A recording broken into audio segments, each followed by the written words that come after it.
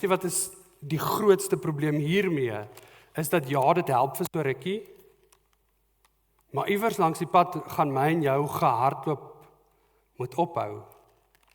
Want ons is nie gemaak om die heeltyd te moet beweeg nie.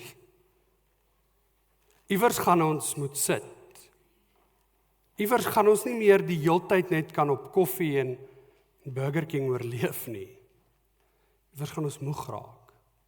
En vriende, as ek en jy nie kies om aan die tafel te sit nie, is daar een ander plek om te gaan sit. En dis in die teenwoordigheid van my vyande. As ek en jy die heeltyd aan die beweeg is, gaan ons gaan sit tussen die vyande voor wie hierdie tafel gedek is. 1 Petrus 5 vers 8 sê, wees nugter, wees wakker, julle vyand die duiwel loop rond soos 'n brullende leeu, en soek wie iemand om te verslind. As ons nie aan tafel gaan sit nie, dan los dit een plek oor, tussen my vyande, in die teenwoordigheid van my vyande. En ja, dis die vraag wat ek het, is baie eenvoudig, waar sit jy? In wie se geselskap is jy?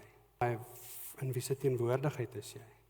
En tyd maak om aan tafel te kom sit, wat vir my gedek is. Sodat ek en jy die voorreg kan hê om naby hom te wees, in sy teenwoordigheid. Dit kos dat 'n Vader gedink het, jy is kosbaar genoeg en waardevol genoeg en belangrik genoeg om sy seun se lewe voor te gee.